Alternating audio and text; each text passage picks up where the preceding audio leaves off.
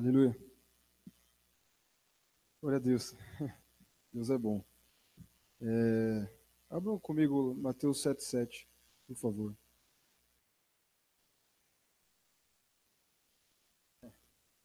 Eu falei esse texto ontem lá na Zona Norte. Entendi que devia falar aqui também. O Senhor tem me falado muito nesse texto e é um ensinamento tão simples que acho que todos nós conhecemos, mas que é verdade. Que diz assim: Pedi e dar-se-vos-á, buscai e achareis, batei e abrir-se-vos-á. Pois todo o que pede, recebe, o que busca, encontra, e a quem bate, abrir-se-lhe-á. Ou qual dentre vós é o homem que, se porventura o filho pedir pão, lhe dará pedra? Ou se lhe pedir um peixe, lhe dará uma cobra? Ora, se vós que sois maus, sabeis dar boas dádivas aos vossos filhos, quanto mais vosso Pai que estás nos céus dará boas coisas ao que lhe pedirem. Tudo quanto, pois. Bom, 12 não. Até o 11. Em Lucas também ele fala que quanto mais o Pai não dará o Espírito Santo àqueles que lhe o pedirem. E nesses últimos dias o Senhor ele tem me levado a pesquisar sobre avivamentos, né? Eu amo essas histórias e, e amo heróis da fé e são incríveis. E os avivamentos todos, sem exceção, eles começaram orando. Todos os avivamentos eles começaram orando. Em todos eles alguns, na verdade alguém não, alguns tinham um fogo que queimava dentro deles, porque eles queriam que o Senhor fizesse algo naqueles dias. Eles queriam que o Senhor derramasse o seu espírito naqueles dias. Então eles se reuniam e eles oravam. E eles simplesmente faziam isso. Eles se reuniam e oravam e pediam. Eles simplesmente pediam. E essa é a simplicidade, sabe? É até interessante porque os verbos aqui eles estão no imperativo. Que ele fala: pedi e dar-se-vos-á, buscai e achareis, batei e abrir-se-vos-á. Sabe, pede porque você vai receber, busca porque você vai encontrar, bate porque vai abrir. O Senhor ele quer fazer, o Senhor ele quer fazer. Isso está queimando muito forte dentro de mim, sabe? Eu tenho uma ansiedade dentro de mim porque eu espero ver um avivamento, eu espero ver isso. Eu não sei o que vocês esperam do reino de Deus. Eu não sei o que vocês esperam para os próximos dias. Foi pregado no Renovação que a volta do Senhor está breve. Eu não sei o que vocês esperam mais dessa terra. Eu espero viver o reino. Eu espero que todos os meus dias aqui sejam para o reino. Eu espero que o que eu pense, o que eu fale, o meu modo de viver seja para o reino. Sabe, sábado foi pregado sobre buscar primeiro o reino dos céus. E é sobre isso também. É sobre isso também. A gente busca o reino e nós queremos que ele se manifeste. E nós oramos pelo reino, nós pedimos. Sabe, o Senhor ele quer derramar. Ele falou: quanto mais o Pai não vai derramar o Espírito a quem pedir. E por que nós não estamos pedindo? E por que nós não estamos pedindo? Se Ele quer fazer. Sabe, eu espero muito isso. Eu espero muito que o Senhor derrame o Espírito dele, que essa igreja seja cheia, que o Brasil seja transformado. Sabe, eu ando pela rua, isso tem me incomodado, porque uma vez eu estava indo para a Zona Oeste, no trem, e chegou um absurdo eles venderem cigarros no trem. Venderem cigarros. Sabe, a presença de Deus está cada vez mais distante dessa sociedade. E nós somos a igreja do Deus vivo, a igreja do Deus todo-poderoso, do Senhor que fez os céus e a terra, do mesmo Senhor de Atos. Nós temos o mesmo Espírito Santo que eles tinham. O mesmo Espírito está em nós. Nós podemos fazer as mesmas coisas. E o Senhor quer operar, irmãos. Eu tenho certeza disso. O Senhor ele quer fazer. E basta a gente pedir e buscar. Sabe, o Senhor disse assim: buscar-me-eis e me achareis, quando me buscardes de todo o coração. E eu sempre fiquei meditando muito nesse texto. O que é buscar de todo o coração? Buscar de todo o coração. Sabe, é buscar até acima dos nossos sonhos, das nossas vontades. Às vezes você não tem vontade, muitas vezes, de vir na igreja, mas você busca de todo o coração. É mais importante estar aqui. É mais importante adorar. É mais importante orar. É mais importante reservar um tempo do meu dia e estar na presença de Deus. Buscar de todo o coração. Sabe, tem algo que você gosta de fazer? Tem algo que você fala assim, caramba, eu gosto muito de fazer isso. Por que você não pega esse tempo e fala assim, eu vou dedicar ao Senhor? Nesse tempo, eu gosto muito disso, mas eu vou dedicar ao Senhor. Gosto muito de assistir uma série, mas agora, nesse tempo, eu vou dedicar ao Senhor. Ele quer falar conosco. Ele quer se manifestar, ele quer operar, irmãos. Eu quero ver isso acontecer. Eu quero ver isso acontecer.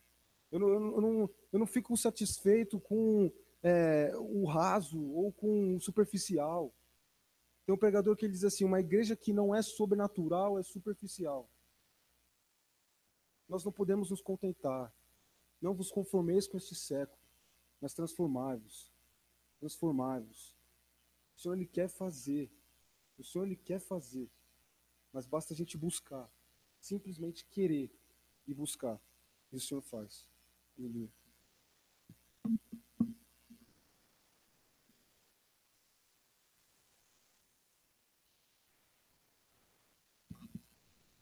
Cara, tá acontecendo um fenômeno comigo que existe uma palavra sobre o povo brasileiro que é assim: o povo brasileiro não gosta de estudar, o povo brasileiro não gosta de ler. Eu sempre escutei isso. E aquilo incorporava em mim e eu tenho dificuldade de ler gibi. Dificuldade de ler gibi. Está acontecendo um fenômeno comigo que eu estou conseguindo começar a ler o livro e acabar o livro, diga amém. Não, você não acreditou muito, não, é verdade, gente. Você não faz ideia do que era. Todo ano dentro dos meus alvos, final de ano é um barato, às vezes para a Zona Leste. Final do ano a gente faz nossos alvos, nosso propósito. E sempre eu tinha um alvo assim: esse ano eu vou ler uns 3 livros por ano. E de repente eu comecei a ler. E eu comecei a ler, começar e terminar. Eu estou lendo um livro que chama-se Jesus Escolheu 12 Homens Comuns. E ele traça um paralelo dos apóstolos. E tem uma coisa que é muito interessante na vida dos apóstolos: eles eram homens comuns. Sabe o que significa? Que eu e você temos jeito. Jesus podia escolher homens fantásticos, podia escolher homens de um nível altíssimo de intelectualidade, mas ele resolveu escolher pescadores, cobradores de impostos. Você talvez olhasse para aqueles homens e nós falássemos assim: bom, Jesus não soube escolher eles para dar sequência ao ministério, mas ele escolheu homens comuns. Isso mostra para nós que quando Deus escolhe, independente de como nós sejamos, ele trabalha no nosso coração para fazer a obra. Louvado seja o nome do Senhor. E hoje eu queria repartir com você algo que eu tenho falado muito comigo, que está em João capítulo 1. Abre lá rapidamente. João capítulo 35, eu quero trazer algo que eu tenho mexido muito comigo esses dias aí. Um dia ainda vou pregar um dia, talvez, se Deus permitir, uma palavra completa disso, mas eu quero dar só uma picadinha. 35, 1:35. Diz assim: no dia seguinte, João estava ali outra vez e com 2 dos seus discípulos, e olhando para Jesus que por ali passava, disse: esse é o Cordeiro de Deus. Os 2 discípulos ouviram-no dizer isso e passaram a seguir Jesus. Voltando-se, vendo que seguiam Jesus, Jesus perguntou-lhe: que desejas? Eles disseram: Rabi, que significa mestre, onde te hospedas? Ele lhe respondeu: vinde e vereis. Foram, pois, e viram onde ele se hospedava, e passaram o dia com ele, e era cerca da 10ª hora. André, irmão de Simão Pedro, era um dos 2 que ouviram João falar e seguiram Jesus.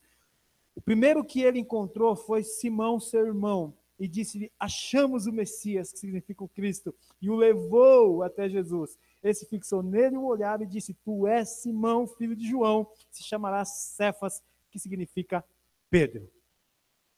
Uma coisa para você: Pedro, todo mundo sabe como é que ele era. Pedro é o camarada que representa talvez mais a gente.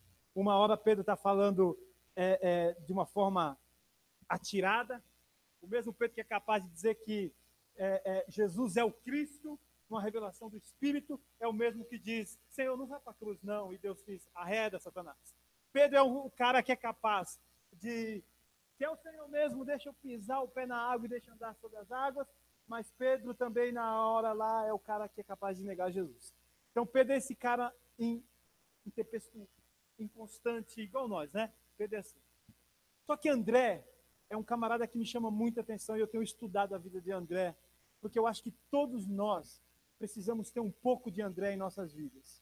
E eu vou te explicar por quê. André, você não vai ver esse cara muito na frente dos outros, mas André tem uma característica linda. E poucas as vezes que você vê falar sobre André, mostra que André tinha uma intimidade com Jesus. André era próximo de Jesus. Só que André tinha uma característica peculiar na vida dele. E é isso que eu queria dizer com você rapidamente. Ele está com João, já era discípulo de João Batista. E um dia Jesus está passando. E a Bíblia diz que o João Batista diz, esse aí é o Cordeiro de Deus. André ansiava pelo Messias. Ele esperava o Messias vir. Quando João diz que esse é o Cordeiro de Deus, André não teve dúvida. Ele parou de andar com João e foi atrás de Jesus. E o texto diz que ele pergunta, onde o Senhor mora? E Jesus disse, vem cá que eu vou te mostrar. Diz que ele passou o dia com Jesus. E a primeira coisa que ele passa, de alguma forma, André descobre e confirma que Jesus é o Messias. Que Jesus é aquele que ele tanto esperava. E qual é a primeira atitude de André? André deixa Jesus e vai embora para sua casa. E quem é a primeira pessoa que André encontra? Pedro, que era o seu irmão. E sabe que a Bíblia diz? Que André chega para Pedro e diz, eu encontrei o Messias. E ele leva Pedro até o Senhor. Em todas as aparições de André, você vai perceber um detalhe. André tinha uma característica. Ele era especialista em levar as pessoas até Jesus. Talvez o grande ministério de André fosse esse, levar as pessoas a Jesus. Quando a Bíblia diz que Jesus vai fazer a multiplicação dos pães, tenho falado muito disso nesses dias, diz que ele fala, vamos alimentar a multidão, a pessoa que pega o menino e diz, ó, tem um menino aí que tem 5 pães e 2 peixinhos, não foi o Pedro, não foi o Tiago, não foi o João, foi o André. E ele pega o menino e leva até o Senhor Jesus para que ele pudesse fazer a multiplicação. A Bíblia diz que Jesus está ensinando num lugar e apareceu umas pessoas querendo falar com Jesus. Felipe conversa ali com outros, querem ver Jesus. Quem é que chegam e diz, querem ver Jesus? O André. E é André que vai perguntar para Jesus se aqueles homens podiam chegar até a presença dele. André sempre foi um homem que levava as pessoas ao Senhor. Que essa característica de André esteja na nossa vida. Que nós possamos enxergar o Messias, possamos crer, possamos ter experiência e possamos dizer, vem até Ele, porque Ele é a solução para nossas vidas. Vem até Ele, porque Ele tem resposta para nós. Vem até Jesus, porque o Senhor Jesus tem coisa boa para a sua vida.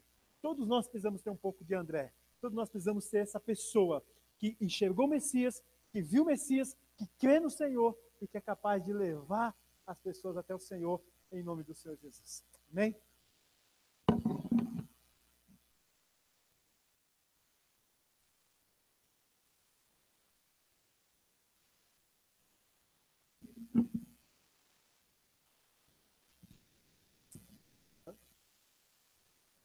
Semana passada eu falei do Kleber Lucas lá, o cantor que tá falando um monte de besteira por aí, e o Edu falou também uns dias atrás, e eu tava pensando muito sobre isso, e meio que o que você falou. Eu pensei assim, essas pessoas estão muito enganadas, realmente. E, inclusive, não são só pessoas famosas, tem gente que eu vejo no Facebook, às vezes falando cada besteira. Esses dias eu ouvi dizer que você não precisa mais se batizar nas águas, que só o batismo do Espírito Santo já vale. E que Santa Ceia é besteira, sabe, um monte de coisa, mas o que eu pensei foi, por mais enganadas que essas pessoas estejam, e eu não estou defendendo elas, mas elas falam aquilo que elas creem que seja verdade. A gente sabe qual é a verdade, mas a gente está falando. A gente postou uma foto esses dias no Flechas que falava sobre jovens que querem fazer coisas do mundo. E a frase era assim: os jovens de hoje em dia estão mais preocupados em se permitir coisas que o mundo, que Jesus não proíbe, do que em fazer aquilo que ele mandou. E ele mandou a gente pegar o evangelho verdadeiro, a Bíblia. A gente está fazendo isso porque tem gente lá fora que acredita numa Bíblia que ou então interpreta erradamente a Bíblia, mas essas pessoas estão falando e tem pessoas que estão acreditando. A gente tem que começar a falar o que é a verdade, porque senão essa galera que está lá fora, por mais enganada que seja, vai ficar falando essas coisas. Eu falei esses dias também sobre os fariseus que pagaram para os guardas mentirem sobre a ressurreição de Cristo. E o judaísmo está aí acreditando nisso até hoje.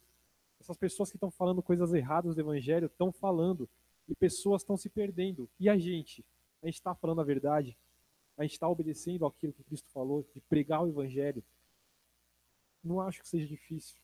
Tem pessoas hoje em dia que falam que você pode nascer homem e virar mulher.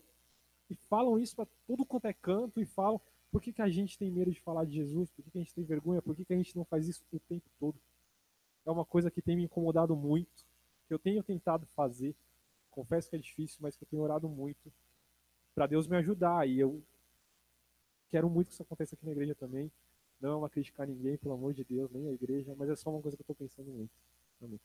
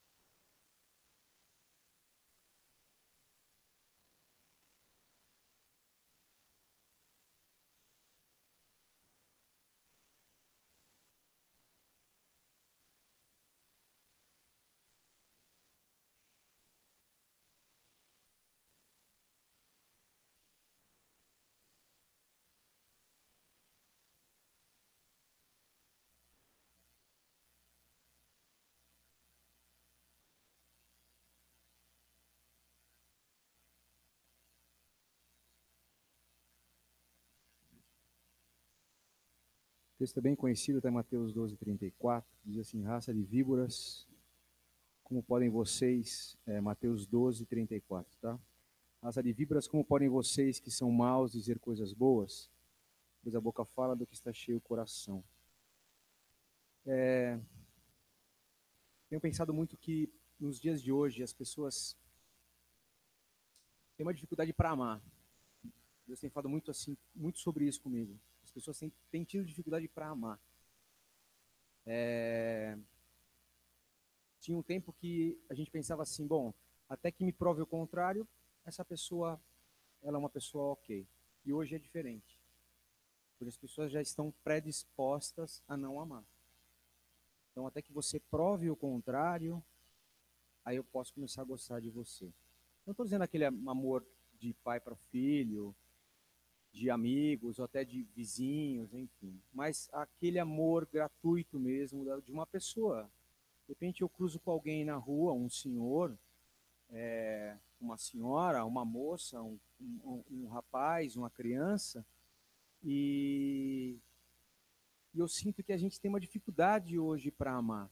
Mas isso eu também entendo que não é gratuito. Isso foi uma coisa que veio acontecendo de uma forma progressiva, porque eu creio que as pessoas têm se alimentado de coisas más. Isso, a pessoa se alimenta de coisa má o tempo todo, então ela fica sempre predisposta a pensar que aquilo que está vindo da outra pessoa é ruim, como aquilo que ela vê no filme, é uma música que ela escuta. Por que eu estou dizendo isso e por que eu li esse texto? Eu, há um mês e meio atrás, eu andei comentando com algumas pessoas, eu fui muito afrontado, assim. E o inimigo sabe onde ele tem que atacar você, infelizmente. E eu fui extremamente atacado, assim, mais de uma vez, quase assim, uma questão de virem para cima de mim para me agredir. Eu não tenho o menor orgulho de dizer isso, mas isso nunca foi problema para mim, porque de um jeito ou de outro as coisas se resolviam. E isso. E o inimigo ele toma isso, ele sabe que aquilo vem. Eu comentei até com o Fábio, até uma, enfim. Mas a primeira coisa que me aconteceu, quando eu saí, a primeira vez que eu estava andando de moto, enfim, aconteceu um negócio chato e o rapaz ele dizia: se você der um passo, eu vou te agredir, enfim. E aquilo, quando eu saí de lá, aquilo me fez muito mal. A minha carne gemeu ali. A minha carne gemeu e eu fiquei pensando dias. O porquê que eu não tive uma atitude diferente daquilo? A gente sabe o porquê. O Senhor nos incomoda. E aí passou mais uma semana e novamente eu com a Thelma no carro, aí um senhor veio também, me afrontou, eu não tinha feito nada para ele, me xingou, enfim. E eu consegui ir embora. E aquilo foi ficando mais fácil. E eu tive um discernimento de uma coisa. Eu não posso cobrar das pessoas que se alimentam de coisas más, que olham, assistem coisas más, ouvem coisas más, que elas tenham a mesma atitude. Ou seja, eu não posso ter a mesma atitude que essas pessoas têm. E Deus começou a me consolar. E eu senti no Espírito dizer: ok, está tudo certo. Você se alimenta da minha palavra, você se alimenta do meu Espírito. Normal você não ter uma atitude como a dele. E eu comecei a ter um pouco de compaixão dessas pessoas. Porque elas se alimentam de coisas más. Então, duas coisas eu entendo. A gente veio para fazer a diferença e não vos conformeis. Então, assim, tem muito cristão no mundo aí, tem muito cristão no Brasil aí. Talvez se eles tivessem consciência disso, que o alimento que a gente tem é diferente do que o alimento do resto do mundo, que não conhece Cristo, tem, talvez as coisas estivessem diferentes. Porque essa predisposição de você não amar a pessoa ia cair por terra, porque ia ter um ciclo de pessoas tendo atitudes de Cristo. Eu não estou dizendo novidade nenhuma, mas é que o exercício de você exercitar Cristo dentro de você, porque você se alimenta de Cristo, e aí fica mais fácil. E eu resisti ao inimigo e ele fugiu de mim. Porque depois dessa ainda teve uma terceira vez, que foi dentro da academia. E aí eu cheguei cheio de mala, assim, essa eu vou contar. Eu peguei e coloquei as minhas coisas no chão, na verdade minhas malas, capa de chuva, estava todo enrolado, era uma aula de sexta-feira. E aí tinha um cara meio com uma pinta meio de Dr. Ray, assim, cabelo meio tal. Aí eu, opa, tudo bem? E aí o cara falou, tudo. Aí ele virou para mim e disse, posso te falar uma coisa? Eu falei, pois não. Ele falou, por que você não pega as tuas coisas aqui e não coloca lá naquela prateleira lá? Eu falei, opa, amigo, beleza. E quando eu fui pegando, e aquilo ele se cresceu, porque aí ele falou, porque vocês são muito folgados. Enfim, ele começou. E aí eu falei, tá tudo bem, cara, eu sou só um prestador de serviço aqui. E o cara começou a se crescer, ele era um morador do prédio, e eu já tinha concordado com ele e tudo mais. E aquilo, na verdade, aí eu comecei a me divertir, porque eu falei, ah, Satanás, você. Então, da primeira vez, eu fiquei ruminando, desculpa o termo, aquilo dentro de mim um tempão. A segunda vez foi um pouco mais fácil. E a terceira, eu já comecei a me divertir, porque eu falei, misericórdia, Jesus, ele não conhece o senhor não, né? Porque, assim, as pessoas correm o risco, porque, ok, é o exercício do Espírito, de Cristo em você, mas as pessoas não agem assim. Eu pensei, esse cara podia ter encontrado alguém do mesmo nível dele, ou pior, e o negócio ia ficar bem ruim. Mas, enfim, gente, o que eu venho falar, que Deus tem falado para mim no meu coração, é que o alimento que a gente recebe, a música que a gente escuta, a gente tem que pôr para fora, que foi aquilo que o Pedro veio falar. Porque o mundo tem comido mal, tem escutado mal, tem lido mal, tem visto coisas ruins e más e tem botado para fora. Tem exercitado essa maldade. E aí a gente tem vivido num lugar ruim de se viver. Deus tem tocado no meu coração para que a gente exercite, então, aquilo que a gente se alimenta e ponha para fora da mesma forma que o mundo tem feito aí. E eu glorifico ao Senhor, porque é um exercício mesmo. E ele não me domina mais. eu não sou mais pego de surpresa. Amém? É simples assim.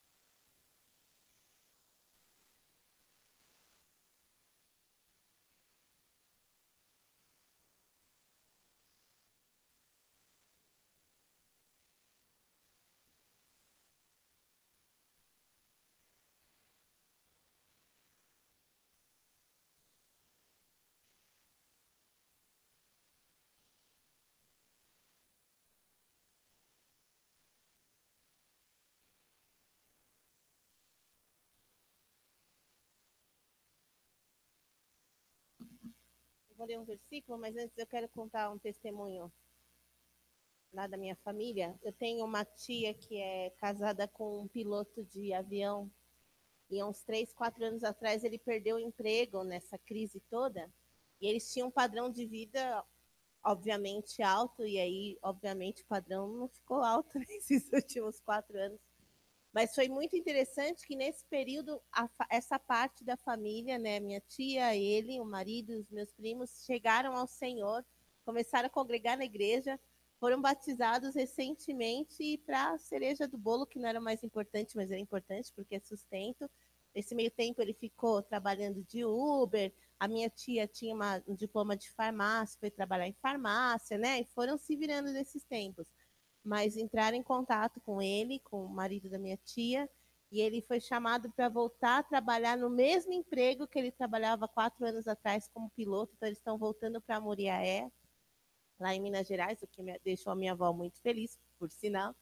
Mas o mais lindo é ver como Deus trabalha, porque eu ia falar que quando a pessoa ganha muito, ela se sente autossuficiente, que não é verdade, porque tem gente que não ganha tanto dinheiro e também se acha. Mas o ponto é que ele tinha muito padrão e se mantia, e aquela coisa dele era o suficiente nele mesmo. E o Senhor permitiu acontecer tudo isso para tirar aquilo que ele se apoiava, enfim. O lindo de tudo é ver como Jesus entrou na família, estão convertidos mesmo, se batizaram, está muito lindo ver a família dos Alexandria estão se convertendo, oh, glória a Deus, vão chegar todos em nome de Jesus. Pena que não estão chegando aqui, mas aí, glória a Deus, né, Pedrão? Vai chegar também o Papa e as meninas, em nome de Jesus. Só ler um texto com vocês, está lá em Miqueias, capítulo 4, verso 5.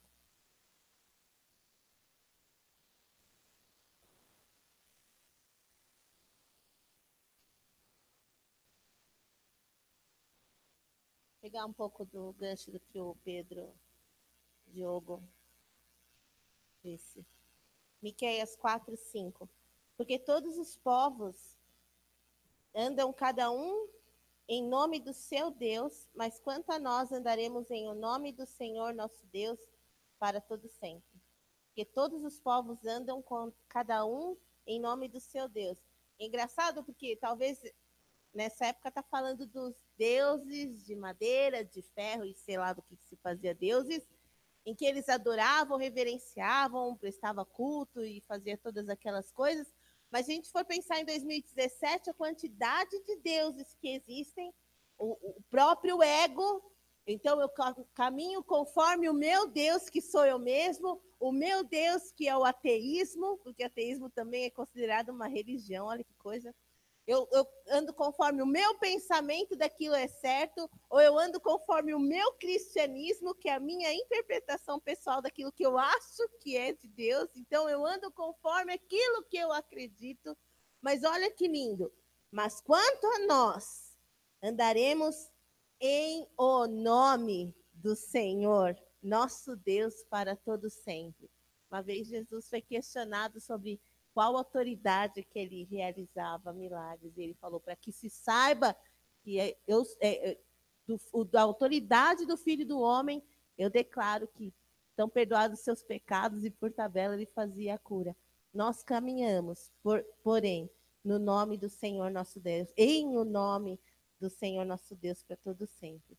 Que toda a nossa vida seja em o nome do Senhor. O nosso pensar, o nosso agir que contradiz o pensar do mundo, o nosso pensamento que contradiz o pensamento do mundo. Diga amém, seja em o nome do Senhor. Amém?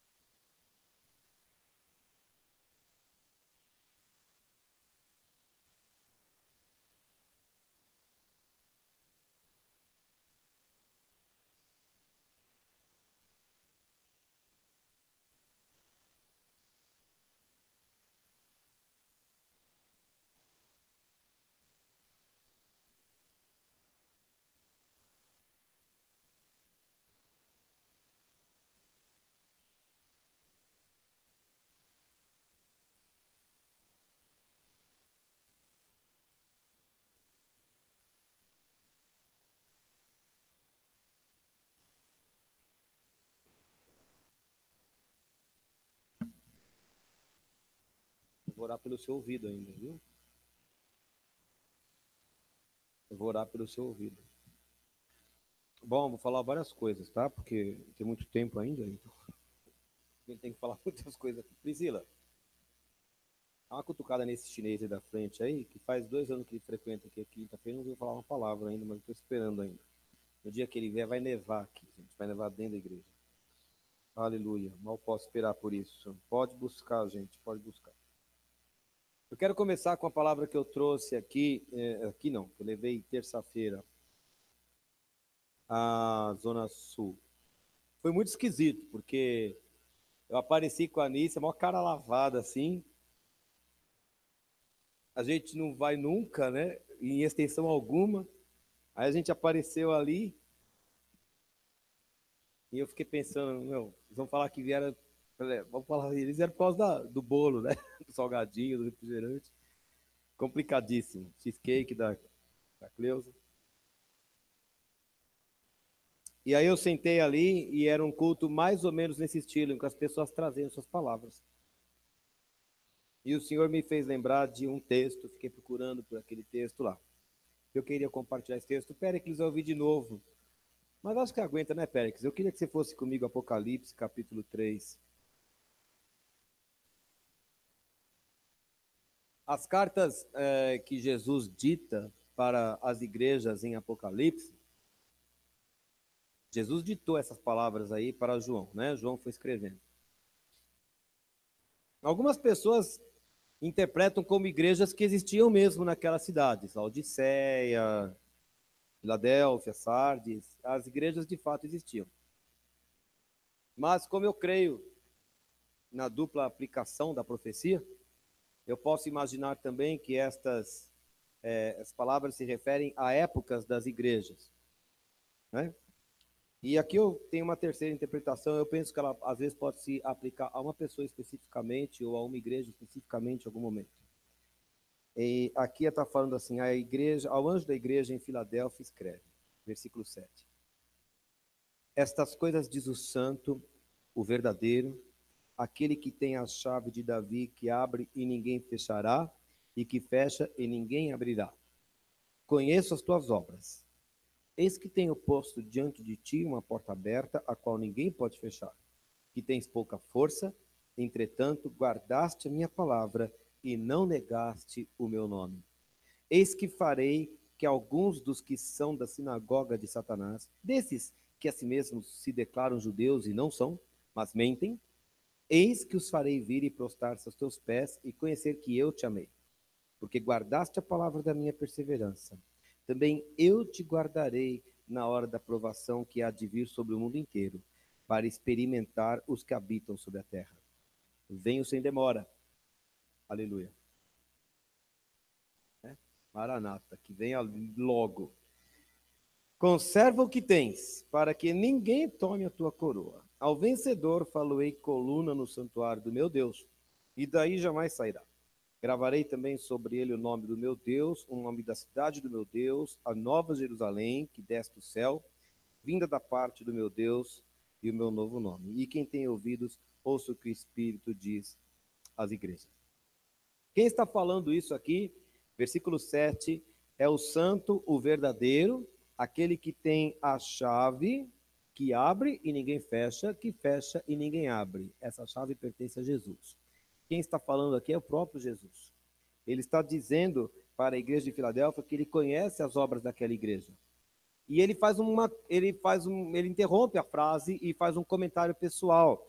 Ele está falando assim: olha, inclusive eu estou abrindo uma porta aí na sua frente. Ninguém vai fechar essa porta. Ele não disse qual é a porta. Eu não sei nem se a igreja estava vendo a porta aberta, mas havia uma porta que Jesus estava abrindo para aquela igreja naquele momento. E ele continua: eu conheço as tuas obras e eu sei que tu tens pouca força. E muitas vezes nós somos essas pessoas ou às vezes nós podemos olhar para a nossa igreja e olhar e falar assim: nós estamos sem força, nós estamos sem pegada, nós somos poucos, o cobertor está curto, a gente não dá conta de todas as coisas que gostaríamos de fazer, porque São muitas coisas que exigem muitas pessoas e nós somos poucos. E nós podemos pensar assim, nós não temos condição de realizar N projetos por causa de condições pequenas. Conheço as tuas obras, que tens pouca força. Entretanto, ainda bem que tem um entretanto, guardaste a minha palavra e não negaste o meu nome. Num século, num momento histórico em que tantos, inclusive tantas igrejas, não estão guardando a palavra do Senhor, em que todas as pessoas estão querendo negar o nome de Deus, em que a ciência trabalha para provar que Deus não existe, que a mídia procura dizer ou desmantelar a noção de Deus, de valores, de tudo que Deus criou, das instituições que Deus formou, ainda existem igrejas que guardaram a palavra do Senhor e andam de acordo com ela e não negaram o nome do Senhor. E isso me alegra, porque esta igreja aqui, ela pode ser pequena, mas ela prega a Bíblia e ela não tem negado Jesus.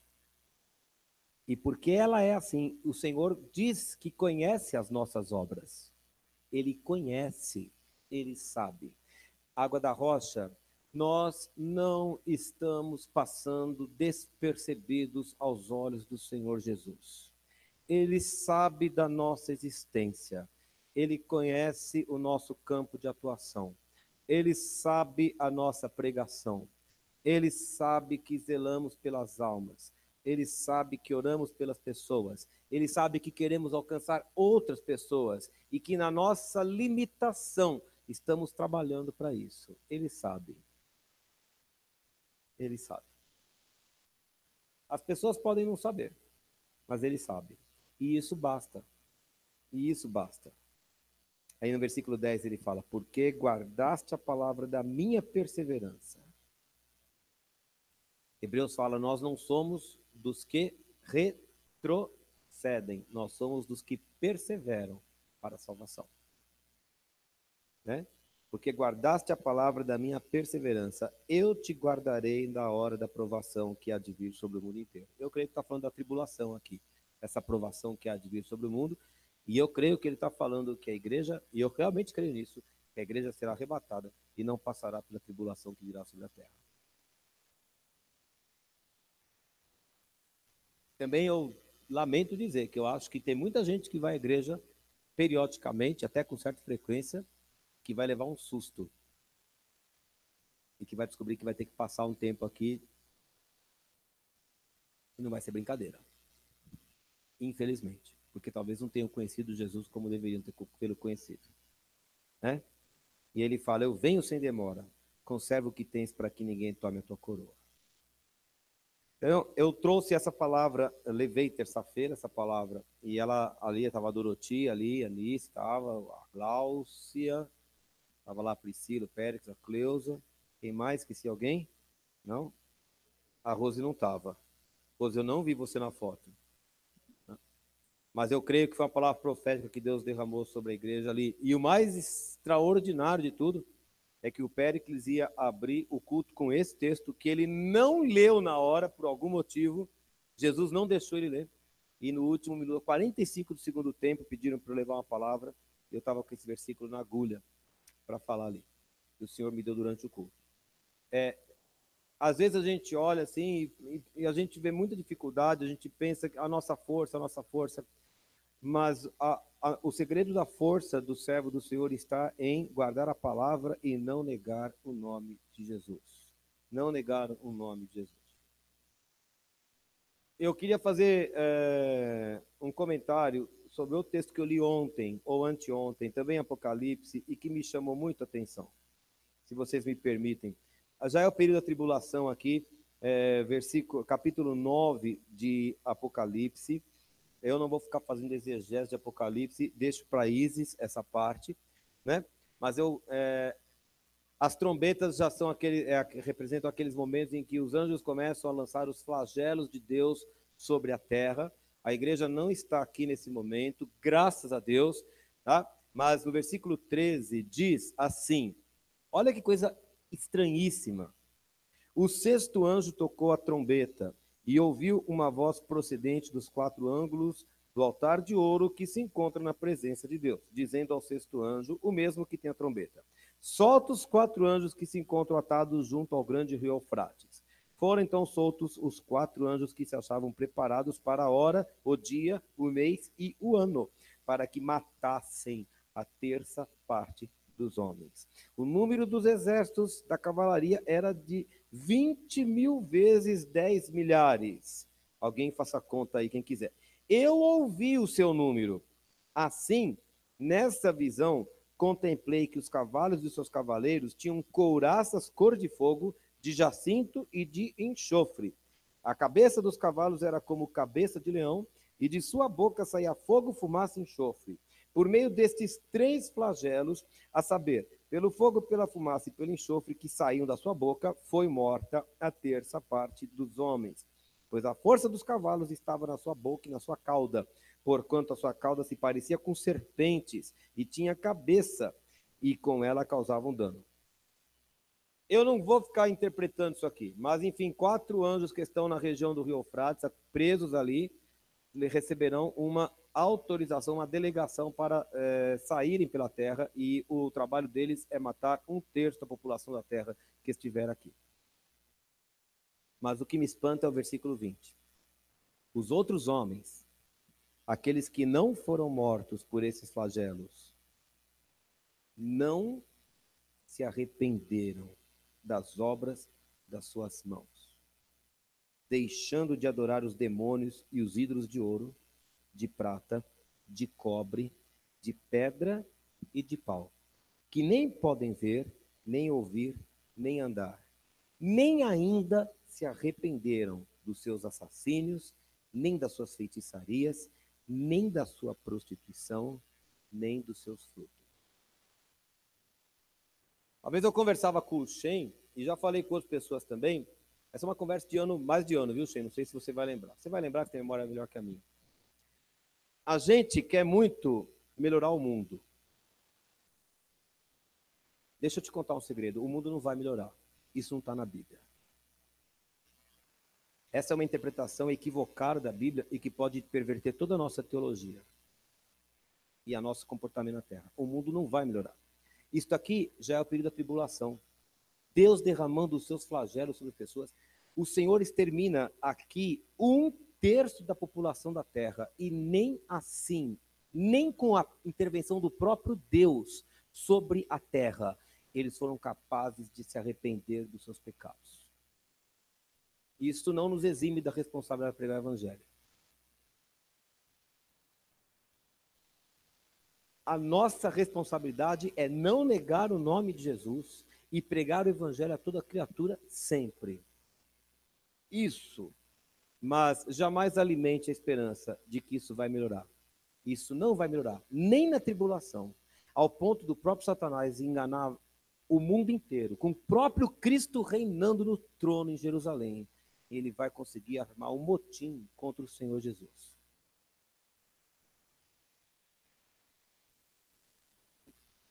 Presta atenção. Existe aí uma teologia que está dizendo que todo mundo vai se converter, que no final todo mundo vai ser salvo de qualquer jeito. Mentira, a Bíblia não diz isso. A Bíblia não diz isso. E Jesus, quando vier, a Bíblia fala que os dias da terra serão como de Noé e como os dias de Sodoma e Gomorra. Vai ser uma loucura. Aliás, nós já estamos perto disso. Né? Pois é, nós estamos ali na faixa amarela ali do trem ali, né? Nós estamos ali. Não se iluda, meu querido, o mundo não vai melhorar. O mundo vai conhecer 1000 anos de paz quando Jesus reinar e Satanás estiver preso. Isso está escrito em Apocalipse. Mas não se iluda. Não estou tirando a nossa responsabilidade, mas a gente tem que saber com o que a gente está lidando. Eu quero muito mesmo que o meu vizinho se converta e que a vida dele seja restaurada. Que os meus alunos se convertam e suas vidas sejam consertadas. Eu quero muito que os meus parentes venham a Jesus e suas vidas sejam renovadas. E vou fazer o possível por isso. Mas eu não tenho a ilusão de que o mundo todo vai se consertar, porque não vai ser assim. Não é isso que está escrito na Bíblia. E ontem eu estava lendo esse texto de Apocalipse e eu fiquei estupefato, porque eu estava lendo assim, caramba, vieram 4 anjos, dizimaram a terra com fogo, com sei lá o quê, esses cavalos estranhos, e nem assim as pessoas se arrependeram dos seus pecados. Elas insistiram nas suas idolatrias, nos seus assassinatos, nas suas imoralidades, nas suas perversões, na sua corrupção. Elas vão, porque é o pecado. É o pecado. Now, quando você estava falando, isso que o Nau falou hoje aqui para vocês, um pouquinho ele já tinha cantado a bola para mim lá na segunda-feira, né? Entre uma flexão de braço e alguma outra coisa lá que eu não lembro o que foi, ele estava falando esse assunto, né? De nós sempre hoje irmos premidos em relação às outras pessoas, né? Então, quando eu conheço alguém, eu não penso, ela é gente fina, eu penso, ela é uma pessoa que não presta e eu já tenho que começar a me defender. Existe um palestrante cristão, se não me engano, é ele. O nome dele é Ravi Zacarias. É um homem inteligentíssimo e quem me apresentou os vídeos dele foi o Ion, inclusive. Mas acho que foi ele que falou. Eu estava vendo segunda noite, eu estava vendo alguns vídeos dele e ele falava exatamente isso. Em alguma fala dele, ele dizia que nós hoje temos a tendência sempre de considerar o pior acerca daquela pessoa que a gente vê, sempre o pior, e sempre temos uma posição de defensiva, e a gente precisa ter, e por causa de algo chamado pecado. O que nos faz assim, e o que me obriga a olhar para o outro e ver imediatamente o que ele tem de pior para me defender é o pecado que está nele e em mim. Nele, porque todos são pecadores, eu tenho que me defender dos outros. Em mim, porque eu sou treinado a pensar que ninguém presta. É o pecado. Essa é a nossa condição. Quando é que o mundo sara disso? Só se arrependendo.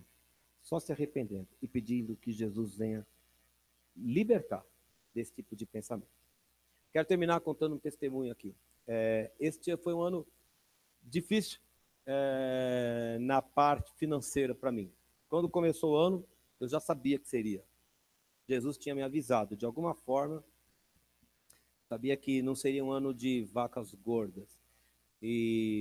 Mas o Senhor, na sua fidelidade, nunca deixa faltar nada, graças a Deus, né? E foi por isso que eu nem renovei a Estância Palavra da Vida para ir como hóspede. Dessa vez eu vou como equipante mesmo, vou pagar, né, trabalhando, para poder ficar lá um pouquinho e ouvir umas palavras, umas pregações. Mas neste ano, me engano. Minto é feio, né? 4 anos atrás, olhando os meus documentos de FGTS, eu descobri que eu tinha fundo suficiente para quitar a minha casa. E imediatamente fui atrás dos trâmites para fazer a quitação do financiamento da minha casa. Fiquei muito decepcionado quando eu liguei para o Itaú e eu descobri que eu não podia, porque era um tipo de contrato que não permitia o saque. E havia que entrar num processo para mudar o tipo de contrato, gasta-se um dinheiro absurdo com esse processo. Só que naquela época, por conta da crise e daquele boom imobiliário que deu de alta de preço e tudo mais, o governo cancelou esse serviço, então, e por tempo indeterminado. Naquela época, eu comentei com alguns pastores que estavam aqui numa reunião e eu falei para um deles especificamente, falei, isso aqui vai ser uma briga boa, mas no final a gente vai ganhar. Esse ano, chegou no meio do ano, eu não sei por que cargas d'água, me deu na cabeça, vou ligar no Itaú. E aí eu fiquei sabendo que neste ano o serviço tinha sido restaurado. Eu não sabia disso, mas me deu assim uma vontade de ligar lá. Liguei e, para minha surpresa, o serviço estava restaurado. Então eu falei para eles, vamos entrar nesse processo, vamos gastar esse dinheiro, mas vale a pena.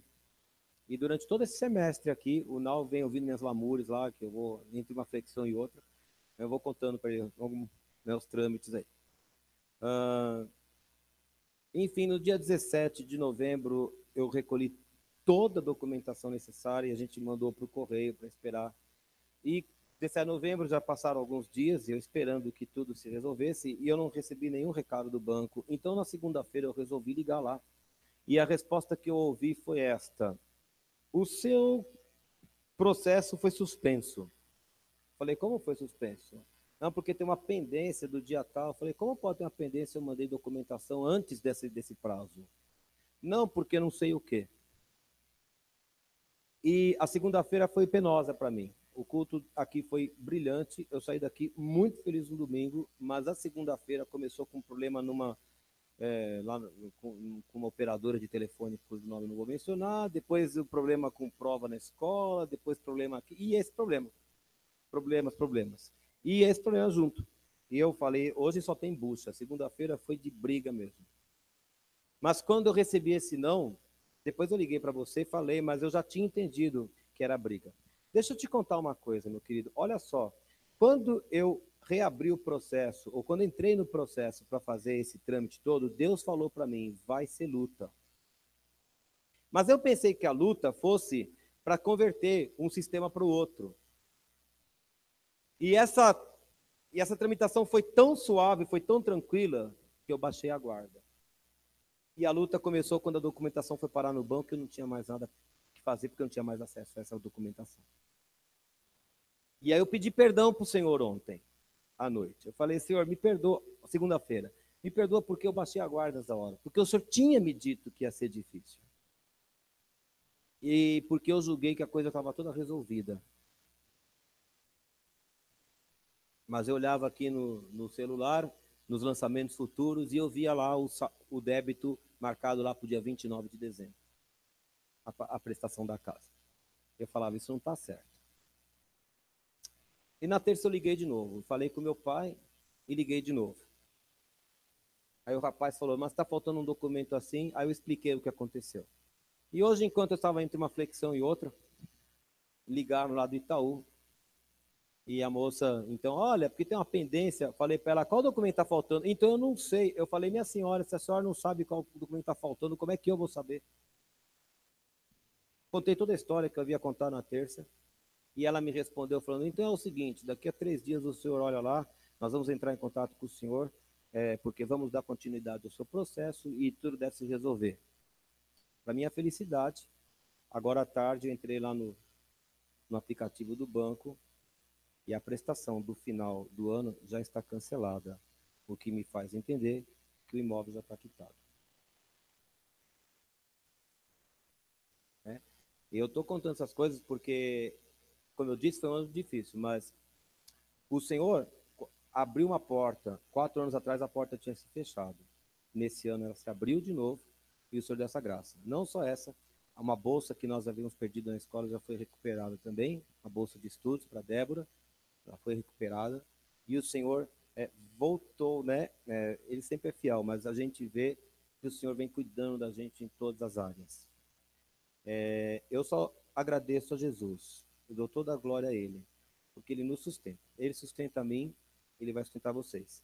Você falou em pedir e dar-se-vos-á, eu sei que você levou para o lado de buscar as coisas do reino, mas ela também se refere às coisas da terra. E eu pedi ao Senhor, Senhor, ajuda a quitar esse assunto antes do final do ano. E de presente de Natal, então, né, o Senhor Jesus faz dessa maneira. Graças a Deus, eu rendo glórias ao nome de Jesus. Amém.